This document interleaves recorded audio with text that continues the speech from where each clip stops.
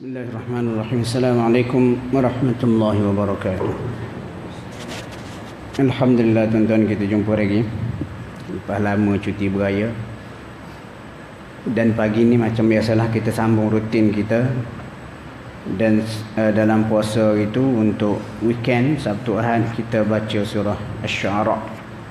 Itu surah para penyair. Dan kita dah baca sampai ayat yang ke 83, dan tadi dalam solat kita baca ayat 84 sampai 110 surah Asy-Syu'ara.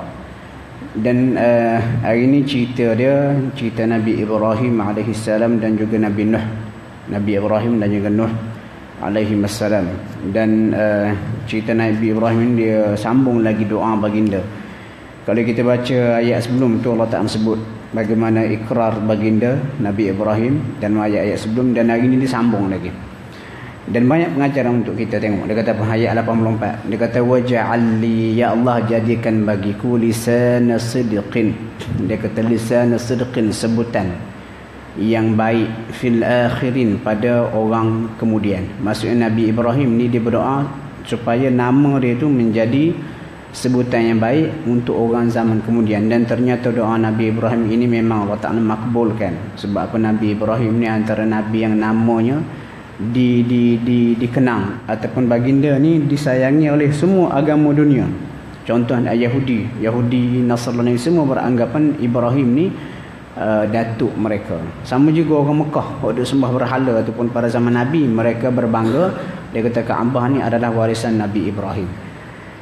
Jadi antara perbincangan ulama, dia kata apa, boleh ke tidak kita berdoa dengan doa ni? Tak ada masalah. Dan sebenarnya kita hidup di dunia ni, kita cuba jadi orang baik, orang soleh. Kita tinggalkan legasi kita. Sebab apa? Supaya kemudiannya nama kita ni disebut dengan sebutan yang baik. Orang Melayu kata apa? Harimau mati meninggalkan belang, manusia mati meninggalkan nama dan juga jasa. Jadi kita kena fikir, paling tidak kalau kita tak mampu nak meninggalkan legasi yang hebat-hebat, kita didik anak kita supaya jadi anak yang soleh.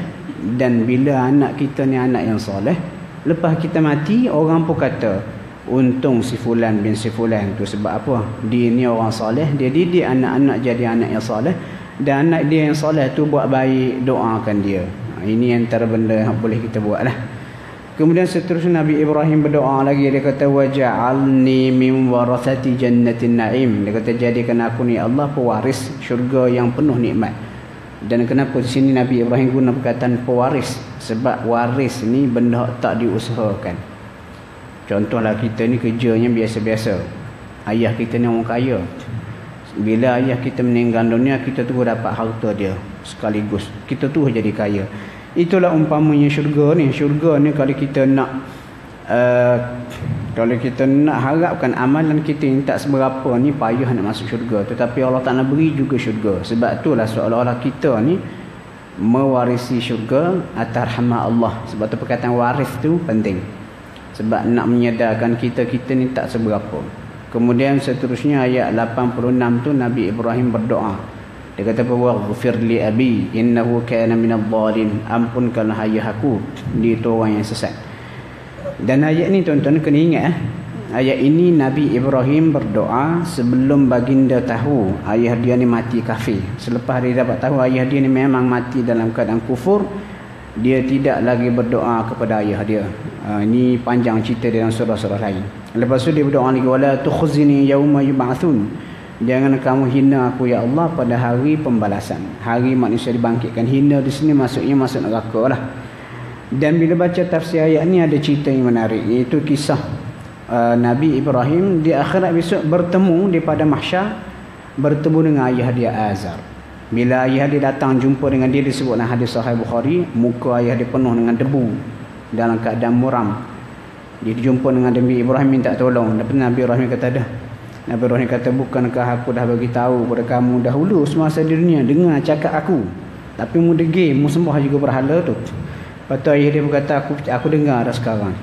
Lepas tu Nabi Ibrahim pun berdoa kepada Allah. Dia kata, ya Allah, engkau janjikan kepada aku semasa di dunia kamu tidak akan hina aku. Lepas tu Allah berkata, Ibrahim, aku haramkan syurga tu kepada orang kafir macam ayahmu.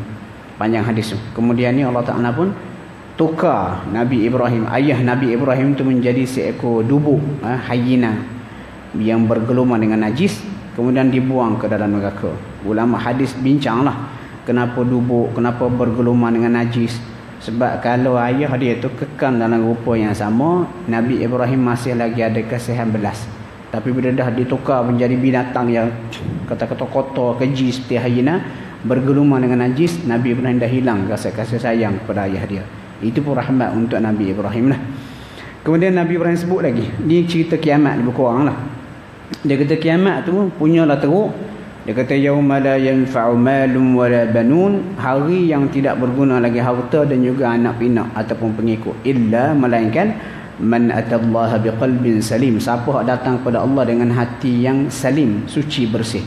Maksudnya hati manusia ni kalau bincang dia ada 3 jenis. Satu, hati yang suci, bersih, seperti Nabi Ibrahim disebut dalam surah lain. Yang kedua, hati yang berpenyakit. Ini orang munafik ataupun orang yang baru nak jadi munafik ataupun average orang Islam. Hati ni ada penyakit. Contohnya tak puas hati dengan orang, hasad, dengki, buruk sangka. Jadi kita kalau ada penyakit hati macam ni, kita kena cuba usahakan buang sampai satu tahap kita ni menjadi betul-betul hati yang bersih, suci, tulus, tak ada dengki pada orang. Bila kita dah sampai tahap itu, barulah mudah sikit laluan kita nak ke syurga. Dan hati yang ketiga adalah dipanggil qalbun qasiyah, hati yang keras. Itu disebut juga dalam surah Al-Baqarah. Okey, kemudian ayat lepas tu dicerita bagaimana peristiwa neraka ataupun kita katakan pergaduhan antara ahli neraka sesama mereka. Hak dia kata mu sesatkan aku dan sebagainya. Dan seterusnya ayat yang ke mula daripada 105 sampai 110 ni masuk cerita Nabi Nuh alaihi salam. Nabi Nuh ni dia kata apa, idz qala lahum akhuhum Nuh ala tattaqun, bila Nabi Nuh saudara mereka itu penduduk di tempat Nabi Nuh anak beranak dia juga dipesan apa, ala tattaqun, kenapa kamu tidak bertakwa kepada Allah, jangan duk sembah berhala tu. Inni lakum rasulun amin, aku ni seorang rasul yang betul-betul amanah dalam menyampaikan risalah aku, tak ubah. Fattaqullaha wa ati'un, kamu kena bertakwa kepada Allah dan taati aku. Lepas tu Nabi Nuh pun kata lagi, wa ma as'alukum alaihi min ajr, aku tak minta upah atas dakwah ni, upah aku ni kepada Allah Tuhan semesta alam. Kenapa Nabi Nuh sebut pasal upah ni? Sebab bila seorang manusia, seorang lelaki mendakwa dia sebagai nabi, biasanya orang akan beranggapan dia ni nak cari pengaruh. Contohlah kita kata di kawasan kita ni, dekat pilihan raya, tiba-tiba datang seorang lelaki, dia nak menonjol lebih pada orang lain. Dia datang ke surau awal, dia buat azan, tak ada siapa suruh, sedangkan dah ada Bilal. Lepas tu bila semayang, dia cepat-cepat nak naik ke depan, orang tak minta pada dia bagi tazkirah dan sebagainya lah. Jadi benda-benda macam ni menimbulkan tanda tanya kepada orang. Orang berkata, ni mesti ada something, ada udang sebalik batu, ada udang sebalik mi, mesti nak sesuatu ni. Rupanya dekat dengan pilihan raya, nak supaya nama dia dicadunkan. Itu contoh lah. Dan Nabi Nuh ni bila dilantik sebagai rasul, dia pun ajaklah kaum dia, ajak kaum dia kepada Allah. Jadi kaum dia pun dia kata, kenapa Nuh sebelum ni tak ada pula macam ni? Mesti ada apa-apa agenda ni, nak jadi tok pengulu ke, nak jadi kita kata presiden kepada penduduk negeri ke, dan sebagainya, tuduhan-tuduhan yang diberikan. Jadi Nabi Nuh pun nak menafikan semua tu, dia buat kerja yang betul-betul ikhlas kepada Allah. Dia kata apa? Wa ma as'alukum alaihi min ajr, aku tak minta upah pun atas kerja ni. Upah itu hanya kata aku harapkan daripada Tuhan semesta alam. Jadi ini nak cerita Nabi-Nabi ni betul-betul ikhlas dalam perjuangan dia. Lepas tu orang pun persoal, boleh ke tidak kalau begitu ambil upah atas kerja mengajar ni? Sebab Nabi-Nabi pun tak ambil upah. Jawapannya setengah orang tu, dia kata awak mengajar ambil upah, awak ni sudah dia kata melanggar tradisi oleh para Nabi. Nabi-Nabi tak minta upah. Jadi sepatutnya awak kena malu dah sikit, jangan dah ambil upah yang dibayar kepada awak. Kita kata sebenarnya konteks ayat yang awak pakai itu tak berapa kena. Ayat yang cerita Nabi-Nabi tak minta upah ini bukan cerita isu upah.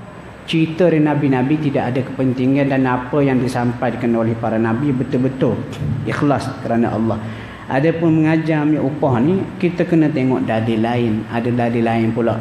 Banyak perbincangan panjang lebar, perbincangan yang dibawa oleh para ulama. Cuma setakat saya dah baca, yang para ulama tidak setuju adalah ambil upah atas ibadat.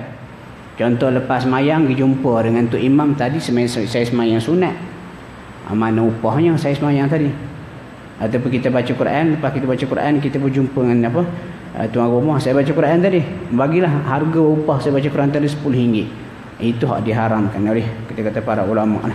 Perbincangan panjang lebar lah. Jadi itu dah sedikit sebanyak apa yang kita boleh ambil pada pagi ni. Dan kalau boleh kita ikut contoh Nabi Ibrahim. Nabi Ibrahim ni tuan-tuan confirm dah masuk syurga.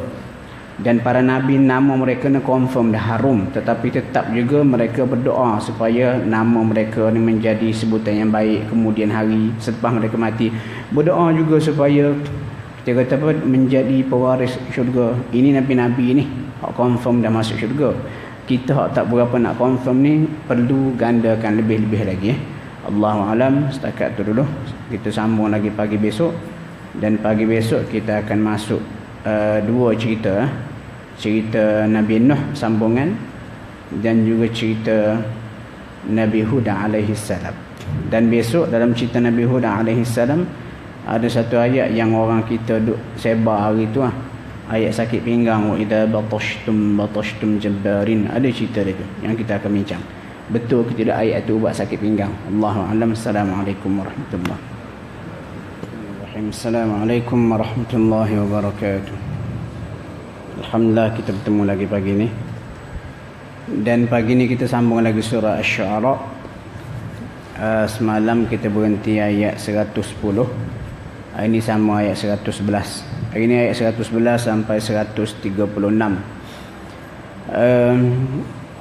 Dia ada sambungan cerita Nabi Nuh dan juga cerita Nabi Hud alaihi salam. Jadi semalam kita baca di hujung tu cerita bagaimana Nabi Nuh berdakwah kepada kaum dia. Kemudian hari ini Allah Ta'ala sebut ayat 111 ni beberapa alasan yang diberikan oleh kaum dia untuk menolak Nabi Nuh. Ayat 111 tu dia kata apa? Qalu, mereka kaum Nabi Nuh kata, anu'minu laka, patutkah kami beriman kepada kamu, wattaba'akal ardhalun, sedangkan al-ardhalun, pengikut orang yang mengikut kamu adalah orang yang hina. Al-ardhal hina. Dan kalau kita perhati, inilah sunnah para Nabi. Para Nabi biasanya di awal perjuangan mereka yang mengikut dakwah mereka ni adalah bukan orang kaya tapi orang miskin, hamba abdi dan sebagainya. Dan kalau kita perhati trend hak berlaku pada pengikut Nabi Nuh sama seperti Rasulullah sallallahu alaihi wasallam. Dan ada cerita tuan-tuan dalam Sahih Bukhari, selepas Rasulullah menghantar surat kepada Maharaja Rom mengajak beliau memeluk Islam. Jadi surat tu Maharaja Rom pun buat siasatan lah. Dia buat siasatan macam mana? Dia nak pastikan siapa Muhammad yang menghantar surat kepada dia. Dan pada masa itu Abu Sufyan ni belum lagi memeluk Islam, dalam perjalanan dagang ke Syam. Kemudian lalu dijemput oleh Hiraqla Maharaja Rom untuk masuk bertemu dia. Dan ringkas cerita, bila masuk bertemu dengan Hiraqla, Hiraqla bertanya beberapa soalan kepada Abu Sufyan. Contohnya, mu kenal ke tidak siapa lelaki ini yang hantar surat kepada aku ni? Abu Sufyan kata kenal. Lepas tu Hiraqla minta supaya Abu Sufyan describe, gambarkan macam mana lelaki ini. Lepas tu selepas digambarkan secara terperinci, antara soalan yang diajukan oleh Hiraqla kepada Abu Sufyan, dia kata pengikut dia ni pada awalnya adakah orang yang bangsawan, kaya ataupun miskin. Jadi jawabnya Abu Sufyan, dia kata pengikut Rasulullah ataupun Muhammad ni adalah orang miskin dan juga hamba abdi. Dan lepas dia dengar belaka ciri-ciri yang disebut oleh Abu Sufyan, Hiraqla buat kesimpulan. Dia kata apa? Lelaki yang hantar surat kepada aku ni adalah seorang Nabi. Sebab peringkat awal dia, para Nabi ni macam Nabi Nuh ayat 111. Ada lagi surah Hud. Pengikut-pengikut mereka biasanya orang yang miskin dan orang kita kata hamba abdi. Kenapa kita nak letak penilaian macam tu? Mudah sahaja. Biasanya kalau datang benda baru, benda baik, kenapa golongan bangsawan susah nak terima dulu berbanding orang miskin? Sebab orang miskin ataupun hamba abdi tidak ada kepentingan apa-apa berbanding orang kaya. Macam Abu Sufyan, Abu Jahal, ataupun bila kita baca kisah Yahudi di Madinah, macam Huyai bin Al-Akhtab. Huyai bin Al-Akhtab ni, bila Rasulullah sampai ke Madinah, dalam sebuah riwayat dalam sirah Ibn Hisham, memang dia pergi tengok. Lepas tu dia balik petangnya, dia pun sembang dengan adik dia. Adik dia tanya, betul ke tidak lelaki ni Nabi yang disebut dalam kitab kita? Lepas tu katanya Huyai bin Al-Akhtab, betul. Lepas tu apa tindakan kamu? Kita akan tentang habis-habisan. Sama juga Abu Sufyan, Abu Jahal. Kenapa tentang Nabi? Sebab mereka ni bangsawan, dah ada kedudukan, ada kepentingan tertentu. Jadi bila mereka kalau terima, habislah kepentingan tu. Nafsu lah kita kata. Berbanding orang miskin ni, orang miskin ataupun hamba abdi, dia duduk di bawah, dia tidak ada apa-apa kepentingan, dan dia boleh melihat benda ni dengan pandangan yang adil. Okey, kemudian disebut juga di sini antara permintaan kaum dia adalah nak Nabi Nuh usir, ataupun diletak syarat kepada Nabi Nuh, kalau nak kami beriman, kamu kena usir keluar orang-orang miskin. Jadi Nabi Nuh kata apa? Wa ma ana bi taridil mu'minin, ayat 114, aku tidak akan mengusir orang beriman. Sebab in ana illa nadhir mubin, aku ni kerja aku sebagai pemberi peringatan, bukan nak mengusir orang. Lepas tu kaum Nabi Nuh ni, ayat 116, selepas lama baginda berdakwah dan ternyata dakwah baginda tu mereka tak terima, mereka menggunakan aspek kekerasan. Dia kata apa? La illam tantahi ya Nuh, kalau kamu tak berhenti daripada dakwah kamu ni wahai Nuh, latakunanna minal marjumin, kami akan rejam kamu. Maksud dia ugut nak rejam Nabi Nuh. Kalau kita perhatikan Nabi Nuh dan Nabi Lut, Nabi Nuh diugut untuk direjam, Nabi Lut alaihi salam diugut untuk diusir keluar. Ternyata usir keluar masih lagi selamat berbanding rejam. Rejam ni macam ancaman bunuh lah. Dan ancaman rejam ni juga kita perhati disebut oleh Allah dalam surah Yasin kepada 3 orang utusan Allah tu. Dia kata apa? La illam tantahu lanarjumannakum wa la yamassannakum minna adabun alim. Kalau kamu bertiga ni tak berhenti berdakwah, kami akan seksa kamu dan kami akan rejam kamu. Jadi ini contoh kita kata ekstrim lah.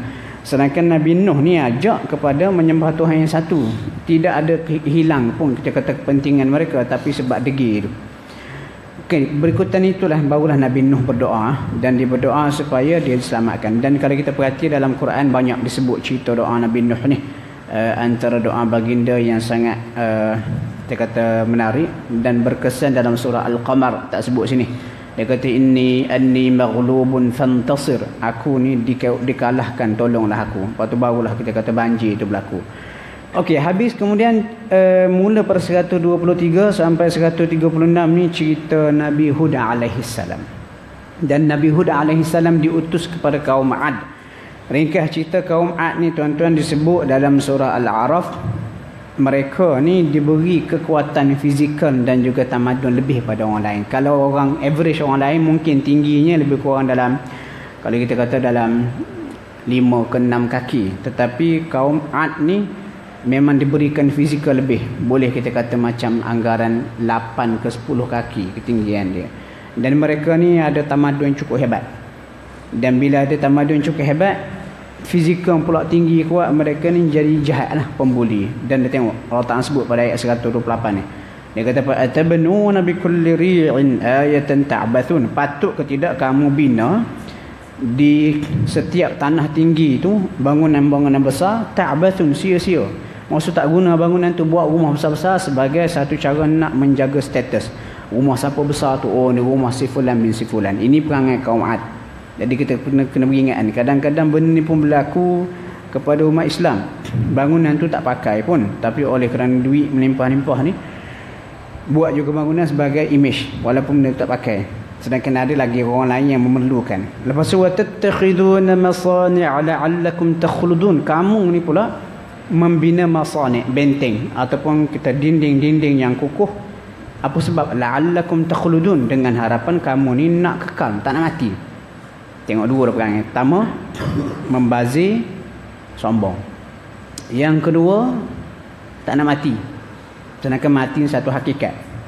Lepas tu yang ketiga ini perangai buruk mereka lagi. Wa idza batashtum jabbarin. Dan bila kamu memukul, kamu pukul dengan cara yang jabbarin babari ataupun cara yang cukup kasar. Ini cerita kaum Ad ni.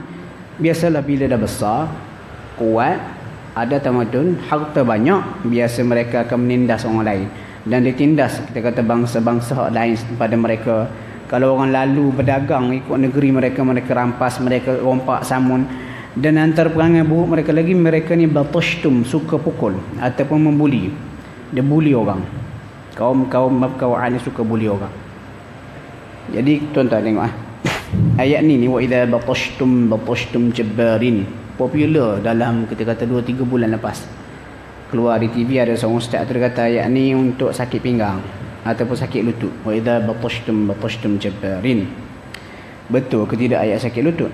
Dia gini tuan-tuan, bila satu ayat tu diberikan kepada kita, orang kata ayat ni ayat sakit pinggang, baca wa idza batashtum jabbarin, tepuk pinggang, duduk lama-lama tu, tepuk lutut dan sebagainya. Tanggungjawab kita yang pertama, kita kena tanya ayat ni dalam surah apa. Cari, dalam surah Asy-Syu'ara. Itu yang pertama. Yang kedua, baca tu biar betul. Sebab apa? Wa idza batashtum dengan wa idza batashtum lain makna dia. Sebab apa kalau mengaji tajwid ta dengan ta, walaupun makhrajnya sama tetapi huruf tu dia ada sifat berbeza. Ta nipis, ta tebal. Contoh kita baca wa khalaqal insani min tin, dan dicipta manusia min daripada tin tebal, ta tanah, dan dicipta manusia daripada tin tanah. Sekali kita baca wa khalaqal insani min tin, dan dicipta manusia daripada buah tin, jauh makna tu. Jadi batashtum pukul, batashtum saya tak jumpa makna dia. Itu tanggungjawab yang kedua. Sebab ini Quran, bukan cakap siapa-siapa.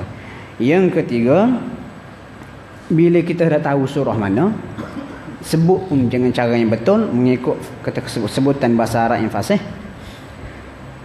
Kita pun tengok apa makna asal dia.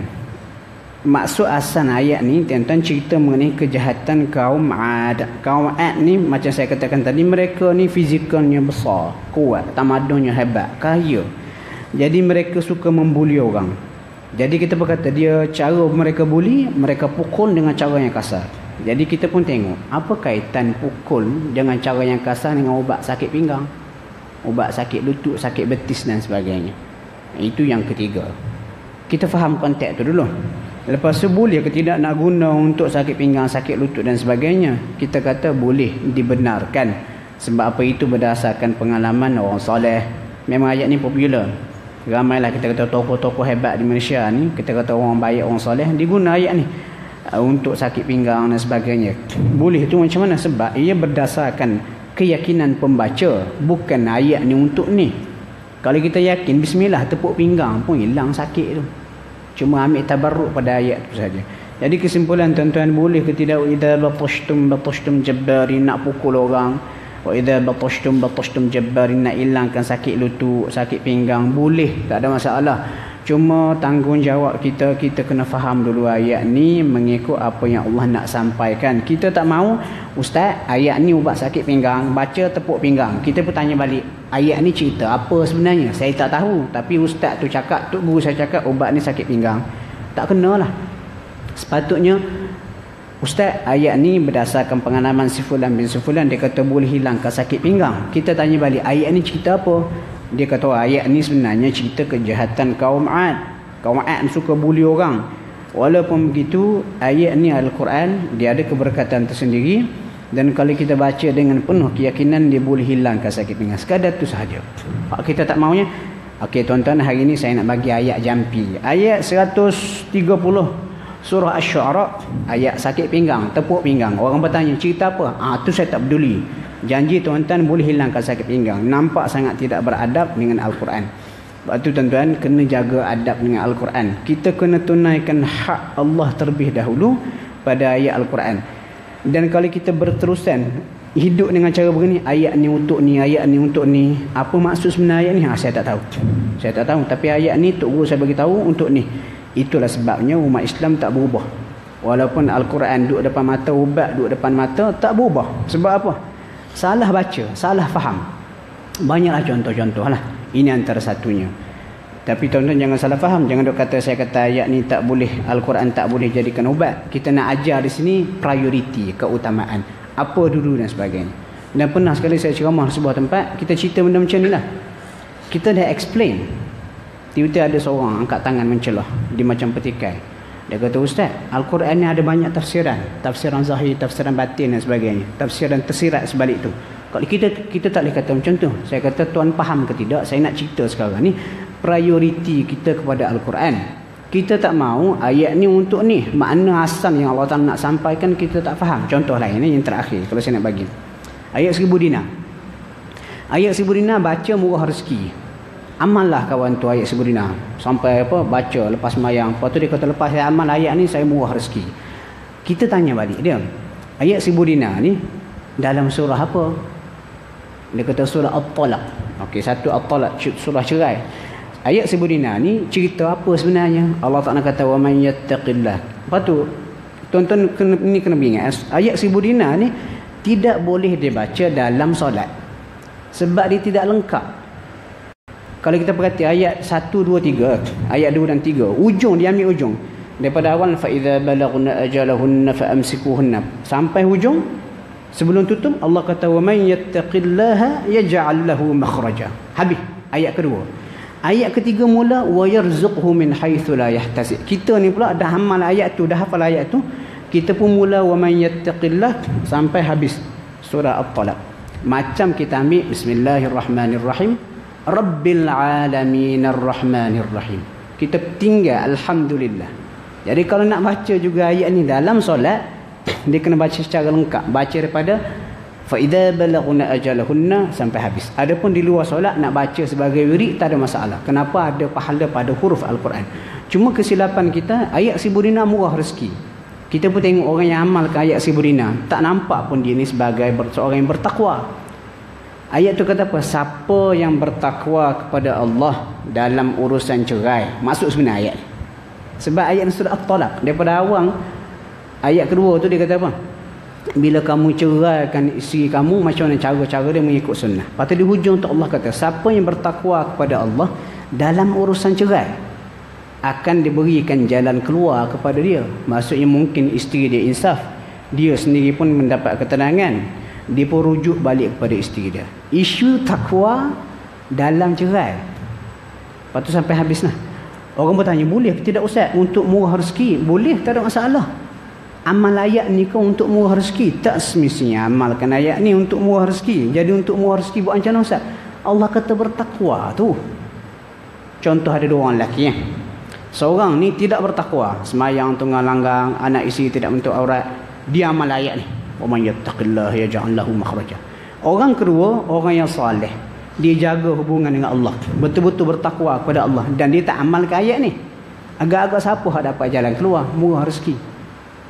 Itu kita kena faham. Ini antara sebabnya kenapa Al-Quran duduk depan mata kita lama dah, tapi kita baca tanpa memahami. Jadi ambillah masa sekejap, bila orang bagi apa-apa ayat kepada kita, tunaikan tanggungjawab kita kepada Al-Quran. Tengok ayat tu, baca, faham, reflect pada diri kita. Lepas tu nak amal ke, nak buat apa, itu terpulang. Jadi bila kita berinteraksi dengan Al-Quran dengan cara ini, barulah Al-Quran tu boleh memberi kesan. Tonton tajuk ni boleh buat satu tajuk sampai sejam. Cukuplah tu Allahu a'lam. Assalamualaikum warahmatullahi wabarakatuh. Alhamdulillah. Pagi ni kita sambung lagi surah yang kita biasa baca, dan pagi ni masih lagi surah Asy-Syu'ara, surah yang cerita mengenai para penyair. Dan ayat yang kita baca tadi ayat 136 sampai 159, ada dua cerita. Itu penutup cerita Nabi Hud alaihi salam bersama kaum dia. Jadi bila Nabi Hud ajak kaum dia menyembah Allah, buang perangai buruk ni, kaum dia kata apa? Qalu sawa'un 'alaina aw 'adta am lam takum minal 'adin. Dia kata sama je, mau bagi peringatan ke ataupun tidak bagi peringatan, kami tetap macam ni juga. Ini lambang kesombongan mereka. Lepas dia kata, in hadha illa khulqul awwalin. Benda hak mu ajak ni sebenarnya dongeng je, dongeng orang dahulu kala. Tak akan apa-apa berlaku. Kami akan turuh perangai macam ni. Dan akhir mereka dimusnahkan Allah lah. Kemudian seterusnya daripada ayat 141 sampai 159, ini cerita Nabi Saleh dengan kaum Thamud. Okey, kalau kaum Ad ni kelebihan mereka tubuh fizikal yang besar dan juga kuat. Kaum Thamud ni antara kelebihan mereka ni pandai memahat gunung. Dia tebuk gunung, bukit Gunung Ganang ni. Dia tebuk jadi tempat tinggal. Dan ini teknologi yang cukup hebat lah. Dia tebuk macam mana pakai dynamite ke, pakai pahat ke, Allah Alam. Itu kita boleh bincang lain kali. Cuma nak cerita kelebihan mereka begitu. Dan untuk mereka ni Allah Ta'ala utus Nabi Saleh. Dan kaum Thamud ni ataupun Nabi mereka Nabi Saleh, kalau kita pergi buat umrah ke Madinah contohnya, kita boleh request minta dengan travel agency tu untuk bawa kita ke utara Madinah. Dipanggil Madain Saleh. Madain Saleh ni tempat Nabi Saleh lah. Ataupun dalam Al-Quran sebut juga Hijr, batu-batu, kawasan gunung berbatu. Dan tempat di mana kaum Nabi Saleh ni tinggal, kaum Thamud tinggal. Dan bila pergi ke tempat kaum Thamud Nabi Saleh ni, ada adab-adab yang perlu dijaga. Saya pernah tulis rencana mengenai benda ni. Sebab apa Tuan Guru Dr. Abdul Basit dia pernah minta saya tulis rencana. Sebab dia tak sempat, masanya suntuk. Dia kata, Ustaz lah tolong tulislah rencana sikit. Tegur orang-orang kita yang pergi melancong ke Madain Saleh, tempat kaum Thamud ataupun Nabi Saleh ni. Pergi sana, pergi sekadar melancong, duk sibuk ambil gambar, bersukaria, bergembira, bukan nak ambil iktibar. Sedangkan kalau kita masuk ke tempat yang dilaknat oleh Allah ni, ada cara dia. Dan dalam rencana itu saya tulis antara cara mudahnya, kita kata adab masuk ke tempat yang dilaknat. Contohnya Rasulullah ketika tahun ke-9 Hijri dalam perjalanan nak pergi ke Tabuk. Nak pergi ke Tabuk ni jarak 600 km daripada Madinah. Sebab apa? Nak menahan kemarahan tentera Rom yang dikatakan cuba nak menyerang Madinah. Jadi Nabi lalu nak pergi ke Tabuk tu jarak 600 km. Tengah-tengah jalan tu Nabi kena lalu Madain Saleh. Bila lalu dekat Madain Saleh, tempat kaum Thamud yang dimusnahkan oleh Allah ni, ada sahabat-sahabat Nabi ni, dia ambil air daripada perigi-perigi ataupun mata air dekat Madain Saleh, ambil dia campur dengan gandum. Orang Arab ni gitulah. Dia pergi berjalan jauh-jauh, dia ada gandum dia dicampur dengan air, dia uli. Lepas tu jadi macam apa, kita kata biskut kering, lepas tu boleh makan sebagainya. Bila Nabi dapat tahu, Nabi suruh buang air tu, gandum yang dah dicampur dengan air tadi pun Nabi suruh bagi makan di unta. Dan Nabi kata jangan masuk ke tempat yang dilaknat oleh Allah kecuali kamu kena menangis, bimbang nanti azab Allah yang pernah menimpa kaum tu akan kena kamu. Itu antara adab dia lah. Okey, Nabi Saleh biasalah dia ajak kaum dia supaya beriman kepada Allah. Lepas tu Nabi Saleh sebutkan dalam ayat ni, ayat 146 tu. Dia kata atutrakuna fi ma hahuna aminin. Adakah kamu ingat kamu akan dibiarkan duduk di sini dalam keadaan aman? Fi jannati wa uyun, dalam kebun-kebun dan juga mata air, wa zuru' tanaman, wa nakhlin dan juga kurma, tal'uha hadim yang pucuk dia lembut. Lepas tu tanhituna minan jibali buyutan farihin, dan kamu pula memahat bukit-bukit dengan bersungguh sebagai nak jadikan sebagai satu rumah. Fattaqullaha wa ati'un, maka hendaklah kamu takwa kepada Allah dan jangan taat aku. Maksudnya nikmat yang kamu ada ni bukan sahaja nikmat ni Allah Ta'ala beri, ada tanggungjawab in return. Maksudnya bila Allah beri nikmat kepada kamu, contohnya tanah kamu subur, kebun kamu banyak, dan Allah beri nikmat pengetahuan kepada kamu, ilmu yang boleh kita kata memajukan negeri kamu ni, ini bukan sia-sia, ini bukan sesaja. Jadi kita kena kembali kepada Tuhan Zat yang beri nikmat ni pada kamu. Maksudnya kena bersyukur dah, kena bersyukur. Dan satu cara bersyukurnya kamu kena sembah Allah. Sebab kaum Thamud ni dia sembah benda lain, dia sembah berhala dan sebagainya. Dan mereka ni juga terkenal sebagai satu kaum yang sangat jahat. Okey, kemudian seterusnya ayat 151 tu dan 152, Allah kata wala tuti'u amral musrifin, dan kamu ni wahai penduduk kaum Thamud, jangan sekali-kali mentaati arahan orang yang jahat. Jahat tu dari mana? Allah kata alladzina yufsiduna fil ardi wala yuslihun, yang jahat ni yang melakukan kerosakan di bumi, wala yuslihun, dan langsung tak buat baik. Ayat ni sangat ekstrim. Allah kata apa? Jangan duk taati kepala-kepala kita kata mafia lah. Dia gini Kaum Samud ni disebut dalam surah An-Naml, insya-Allah kita akan baca selepas surah Asy-Syu'ara ni. Allah kata apa? Wa kana fil madinati tis'atu rahtin yufsiduna fil ardi wa la yuslihun. Di bandar tempat kaum Samud tinggal ni ada 9 ketua. Yufsiduna fil ardi wa la yuslihun, maksudnya ketua 9 penyamun lah, atau 9 mafia ataupun orang jahat. Jahat tu dari mana? Allah kata alladzina yufsiduna fil ardi wa la yuslihun, yang melakukan kerosakan di bumi dan langsung tak buat baik. Kenapa dia kena ekstra lagu tu? Boleh je Allah kata jangan duk ikut arahan orang jahat hak melakukan kerosakan di bumi. Boleh ya, tetapi kenapa ditambah lagi? Jangan kamu ikut arahan orang yang melakukan kerosakan di muka bumi dan langsung tidak ada kebaikan. Sebab apa? Setengah orang jahat ada juga benda baik dia buat. Tapi 9 mafia, penjahat atau 9 jahanam kaum Samud ni jahat-jahat sungguh. Dia buat jahat langsung tak ada kebaikan pada mereka. Kemudian dalam 9 orang ni ada seorang yang paling jahat. Kalau baca dalam tafsir nama dia Qudar bin Salih. Jadi ayat ni kenapa Nabi Saleh kata jangan diikut arahan pokok-pokok jahat ni? Sebab apa? Apabila dalam sebuah masyarakat ada kita kata orang-orang jahat yang berkuasa, kemudian orang-orang negeri setempat pun duk ikut dia, sistem akan rosak. Contoh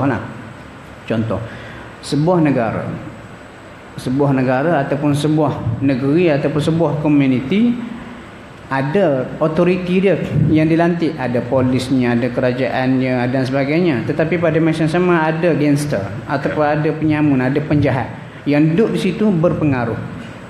Oleh kerana pengaruh dia ni dengan kejahatan dia, kita kata pihak berkuasa pun takut ke dia, polis pun takut ke dia, ataupun ada hakim-hakim pun ikut telunjuk dia. Masyarakat ni akan jadi rosak. Dan benda ni lah kalau kita perhati banyak ditunjukkan dalam filem-filem Hollywood. Contohnya Gangster Squad. Dia cerita macam mana sebelum dihapuskan gangster tu, pihak polis ni terpaksa tubuh satu pasukan untuk menghapuskan gangster. Sebab gangster ni, mafia tu, dia kontrol habis. Dia kontrol hakim, dia kontrol ketua polis dan sebagainya. Jadi bila benda ni tidak ada kawalan, masyarakat akan jadi porak-poranda. Silap hari bulan ketua polis tu adalah mafia tu ataupun ketua gangster. Itu antara signifikan kenapa Nabi Saleh kata mu jangan ikut penjahat-penjahat ni. Kalau kamu ikut, keadaan kamu akan jadi makin teruk. Kemudian Nabi kaum dia pun tuduh Nabi Saleh mu ni kena sihir dah Saleh. Lepas tu dia minta bukti. Lepas tu Allah Ta'ala beri mukjizat kepada Nabi Saleh. Apa dia? Qala, katanya Nabi Saleh, hadhihi naqatul laha syirbun wa lakum syirbu yaumin ma'lum. Ini unta yang mana unta ni baginya ada giliran untuk minum daripada perigi tu, perigi kaum Saleh, kaum Samud, dan juga bagi kamu penduduk kaum Samud, dia kata syirbu yaumin ma'lum, boleh minum pada hari lain. Jadi mereka nak bukti, Allah Ta'ala pun keluarkan seekor unta betina yang sangat besar daripada batu. Bila keluar daripada batu, Nabi SAW kata mu minta bukti, sekarang ini bukti yang mengatakan aku ni Nabi dan kamu kena ikut cakap aku. Dan unta ni Nabi SAW kata ada tanggungjawab yang perlu kamu tunaikan. Dah kamu minta, unta ni dia ada giliran untuk minum daripada perigi kamu ni sehari, lepas tu kamu boleh sehari. Jadi bila kita cerita jahat tak jahat ni, mereka dah minta benda tu. Dan benda ni pula unta ni, kita kata unta daripada Allah Ta'ala, unta tu sebagai bukti. Tiba-tiba 9 orang tadi tu, ketua penjahat tadi tu, dia pergi pegang unta ni, kemudiannya dia sembelih. Dan tukang sembelih tu Qudar bin Salih. Contoh macam ni lah. Orang Melayu ni teruk macam mana sekalipun, surau tak kacau. Tapi nak cerita orang Melayu hak jenis jahat ni, bukan sinilah. Dia datang ke surau secara terbuka, dia kencing merata dalam dewan solat. Tak cukup dengan tu, dia ambil pula benda-benda haram, babi ke apa, dia tabur. Kalau kita kata kalau orang sanggup buat begini ke surau, benda lain dia akan sanggup buat. Unta ni keluar daripada batu. Unta ni dia beritahu siap, Allah punya, jangan usik unta ni. Dia boleh pergi pegang unta tu sembelih. Ini antara contoh. Bukan nak kata jahat tu jahat tak ke mana lah. Dan akhirnya mereka dimusnahkan Allah lah. Jadi pengajaran pada kita, cerita mengenai kaum Samud ni, yang boleh kita ringkaskan, yang pertama, nikmat ni Allah Ta'ala beri ni bukan sesaja. Dan kenapa perlu ada peringatan? Nikmat ni ada tanggungjawab, perlu kita syukuri, jangan salah guna nikmat. Sebab nikmat yang Allah Ta'ala beri ni adalah ujian. Kalau kita tak beri peringatan macam ni, manusia akan lupa. Bila dia lupa, tenggelam dalam nikmat, dia akan jadi sombong dan dia akan mendorong dia untuk buat jahat. Dan kenapa Nabi SAW tegur, jangan ikut arahan pokok jahat ni. Sebab kalau ikut arahan pokok jahat, masyarakat akan jadi bercelaru, kita kata tak stabil, dan susah nak mengawal kerosakan ataupun kejahatan itu berlaku. Habis sistem itu akan korak. Mudah-mudahan kita selamat tuan-tuan daripada musibah begini. Dan kita berdoa supaya orang jahat ni tak timbul dalam masyarakat, ataupun orang jahat dalam masyarakat ni Allah Ta'ala beri hidayah. Allahu a'lam. Assalamualaikum warahmatullahi wabarakatuh. Bismillahirrahmanirrahim. Assalamualaikum warahmatullahi wabarakatuh. Alhamdulillah, sekali lagi kita bersyukur pagi ini diberi peluang oleh Allah untuk solat subuh berjemaah. Dan hari ini sambung lagi surah Asy-Syu'ara. Semalam kita berhenti ayat 159. Hari ini sambung ayat 160.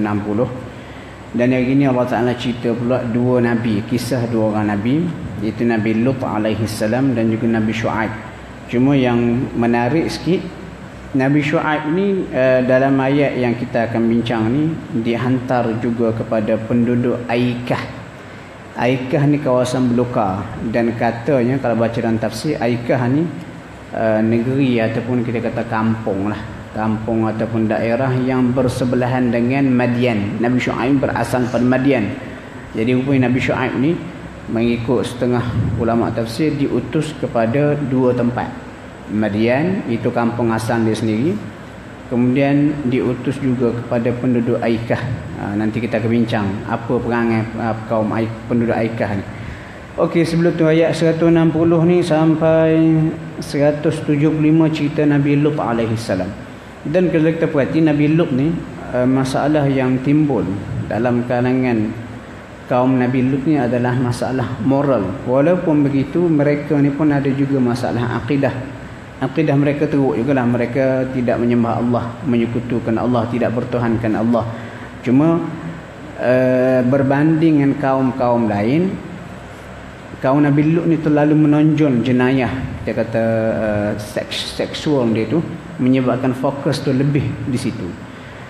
Okey, Nabi Lut diutus pada kaum Nabi Lut, kaum dia. Kemudian disebut di sini ayat 165 ni jenayah utama. Dia kata atatuna adh-dhukrana minal alamin, adakah patut kamu mendatangi orang lelaki, wa tadharuna ma khalaqa lakum rabbukum min azwajikum, dan kamu meninggalkan, membiarkan apa yang Allah Ta'ala cipta kepada kamu daripada pasangan-pasangan kamu, isteri kamu. Bal antum qaumun adun, kamu ni kaum yang sangat melampaui batasan.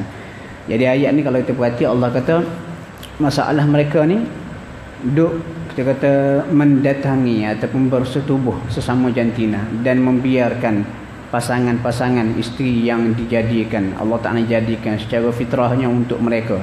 Jadi kalau nak menikah, kena menikah dengan orang lelaki, orang perempuan lah, berlainan gender, bukan sama jantina. Kemudian puak-puak yang duk mempertahankan, dia kata apa? Ini contohnya dialog ataupun wacana moden. Dia kata saya ni dah memang Allah Ta'ala buat saya macam ni, dan saya ni suka sama jantina. Jadi tak guna saya nak membohongi diri saya sendiri. Inilah saya, dia kata. Saya suka sama jantina. Sebenarnya kita kata apa? Kita kata sebenarnya kamu ditipu oleh setan dalam rasa tu. Dan bila kamu ni ada rasa tarikan kepada sama jantina, sebenarnya kamu sedang mengalami sakit. Bila sakit, pergi berubat, bukan layan. Contohnya, orang tu kena apa? Kita jumpa seorang lelaki ni, contoh kaki dia luka. Kaki dia luka, lepas tu sampai naik buruk, kemudian dia jalan pun terkencok-encok. Boleh tak kita kata ke dia, tak payah berubat lah, kenapa dah takdir Allah Ta'ala buat pada kamu, kaki kamu tu sakit, terima je lah. Sebenarnya itu cakap yang tak baik. Jadi sebenarnya orang yang suka sama jantina ni sedang mengalami sakit. Dan sakit ni pula banyak jenis. Sakit fizikal nampak, satu lagi sakit mental. Sakit mental ataupun psikiatris ni banyak pecahan-pecahan dia. Ada depression, ada anxiety, ada skizo dan sebagainya. Dan salah satu sakit ni macam kita kata suka sama jantina ni, bila ada benda tu pada kita ke anak-anak kita ke, kita kena faham dia ni mengalami sakit. Jadi perlu diubat, dirawat segera. Dan tuan-tuan, saya pernah berforum sekali dengan bekas maknya. Lama dia jadi maknya. Kemudian akhirnya dia bertaubat, kembali ke pangkal jalan. Lepas tu bila berforum sekali dengan dia tu, bila kita tengok seorang tu mengalami sakit macam maknya ni, dia daripada lelaki tekua jadi perempuan, pernah melacurkan dirinya semua sekali, kita jangan tengok keputusan akhir, oh jahat jadi maknya dan sebagainya. Kita kena faham dia jadi macam tu sebab apa? Sebab ada sejarah-sejarah. Rupanya dia cerita pengalaman dia masa kecil, dia dibuli oleh adik-beradik dia. Lepas tu pergi, dia dah ada sedikit rasa nak pada nak jadi perempuan dan sebagainya. Lepas dia bertobat, cikgu ni dia join dengan Kementerian Kesihatan. Dia pergi ke sekolah-sekolah. Buat apa di sekolah-sekolah ni? Masuk ke sekolah, dan cikgu-cikgu ni akan kenal pasti dalam kelas mana-mana budak lelaki yang ada kecenderungan macam nak jadi perempuan. Jadi budak ni dikenal pasti, cikgu ni masuk ke sekolah tu dan dipanggil budak ni, dia pun kaunseling ataupun dia cek. Lepas tu kalau betul budak ni ada masalah-masalah sebegitu, dibawa kepada rawatan, masuk rawatan lebih awal. Ini kita kata contoh lah. Dan kita jangan cepat nak menghukum. Walaupun begitu tak boleh nafilah, jenayah homoseksual ataupun liwat ni kalau dibiarkan sangat bahaya. Sebab apa? Dah jadi satu perkara yang normal dah bagi setengah negara, sehingga dibenarkan, dijadikan sah dari segi undang-undang untuk kahwin sama jantina dan sebagainya. Dan kalau kita nak baca lagi cerita Nabi Lut ni, banyaklah. Antara contoh dalam surah Al-Ankabut. Surah Al-Ankabut diceritakan kaum Nabi Lut ni dia buat jenayah ni secara terbuka. Lepas tu mereka ni, kaum Nabi Lut, dia pantang ada orang asing masuk ke negeri mereka, orang asing tu akan kena liwat. Dan lebih jijik lagi disebut dalam surah Hud, bila Nabi Lut didatangi oleh malaikat yang menyamar ataupun menjelma dalam rupa seorang lelaki yang cantik. Kaum Nabi Lut ni pergi serbu rumah baginda. Lepas tu Nabi Lut tahan di pintu, jangan hina aku depan tetamu aku ni. Lepas tu Nabi Lut kata, kenapalah kamu tidak berkahwin dengan jantina yang berbeza? Allah Ta'ala buat gitu. Lepas tu kaum Nabi Lut kata apa? Mu jangan duk halang kami lah Lut, mu tak payah berceramah atau bagi tazkirah, mu pun tahu memang kami nak sama jantina, terang-terang depan muka. Kemudian dalam surah Al-Qamar pula disebut, sehingga mereka ni bila Nabi Lut masuk dalam rumah, dia gegar rumah tu, macam nak pecahkan dinding. Lepas tu pada masa tu dalam sebuah riwayat disebut Jibril kibaskan sayap dia sehingga mereka ni jadi buta mata belakang, buta sementara. Teruklah perangai pokok kaum Nabi Lut ni, dan dia kata patutlah mereka ni dimusnahkan Allah. Dan antara kita kata benda yang mereka buat, dia ada kelab dia di tempat kaum Nabi Lut ni, ada kelab dia. Dan di kelab tu dia buatlah macam-macam benda tak elok, benda tak senonoh. Antara satu perkara yang mereka buat ni apa? Tuan-tuan dengar pun terkejut. Kaum Nabi Lut dia buat pertandingan kentut. Dia buat pertandingan kentut dalam kita kata tempat terbuka. Kenapa buat pertandingan kentut? Ini ada rahsia dia. Kalau siapa kentut hak paling perlahan, hak tu maksudnya belum dilewat ataupun tak biasa dilewat. Jadi hak tu jadi mangsa kemudian. Astaghfirullahalazim. Ini perangai huduh. Kemudian seterusnya kalau kita perhati ayat berikutnya cerita Nabi Syuaib. Nabi Syuaib ni kalau perhati ayat ni, Allah kata kadzdzaba ashabul aikatil mursalin, penduduk Aikah mendustai para rasul. Dan jenayah mereka ni kata apa? Nabi Syuaib diutus kepada mereka, ada 3 perkara yang disebut Nabi Syuaib. Yang pertama, auful kaila wala takunu minal mukhsirin, kamu kena sempurnakan al-kaila, sukatan, wala timbangan, wala takunu minal mukhsirin, jangan dikurangkan sukatan tu. Wazinu bil qistasil mustaqim, timbanglah dengan cara yang betul, yang adil. Itu yang pertama. Maksudnya dari segi timbangan kena timbang secara adil. Waswala tabkhasun nas asya'ahum, jangan dikurangkan manusia akan hak mereka. Wala ta'thaw fil ardi mufsidin, jangan kamu lakukan kerosakan di muka bumi wattaqullaha allazi khalaqakum wal jibillatal awwalin. Kamu kena bertakwa pada Allah. Jadi senang cerita, Nabi Syuaib pesan kepada penduduk Aikah 3 perkara. Dari segi hak atau kita kata timbangan sukatan mesti adil. Kemudian yang kedua, jangan melakukan kerosakan di muka bumi. Yang ketiga, kena bertakwa kepada Allah. Rupanya kaum Madian dan juga penduduk Aikah yang mana kedua-dua ni diutus kepada mereka Nabi Syuaib alaihi salam, kedua mereka ni mempunyai perangai buruk, tidak amanah dalam perniagaan. Kalau dia beli dengan orang, dia minta lebih. Kalau dia jual kepada orang, mesti dia curi. Sukatan timbangan tu tidak adil. Sebenarnya benda ni kita ingat remeh. Contoh, kalau kita ambil zaman moden lah, kepada zaman moden, kita bekerja, kita jual beli, benda hak sepatut banyak ni kita kurangkan sebab menguntungkan kita. Benda hak tak sepatut bukan hak kita, kita claim lebih supaya kita untung. Maksudnya kalau kita ambil, kita untung, kita tolak jual kepada orang pun kita juga dapat untung. Walaupun benda ni simple tuan-tuan, tetapi ini antara dosa besar. Sebab apa? Allah Ta'ala hantar Nabi bawa misi yang khusus untuk menegur kejahatan atau kita kata jenayah ekonomi yang dilakukan oleh penduduk Madian dan juga penduduk Aikah ni. Kemudian disebut lagi dalam surah Al-Mutaffifin, Allah Ta'ala sebut juga beri ancaman yang keras. Lepas tu orang zaman moden ni dia cerdik, dia pandai. Dia kata apa? Ustaz, yang dimusnahkan Allah kaum Nabi Syuaib tu sebab jenayah mereka melibatkan timbangan dan juga sukatan. Orang zaman moden ni bukan semua meniaga, guna sukatan dan juga timbangan. Kita kata ayat cerita Nabi Syuaib ni, dia cerita mengenai prinsip keadilan.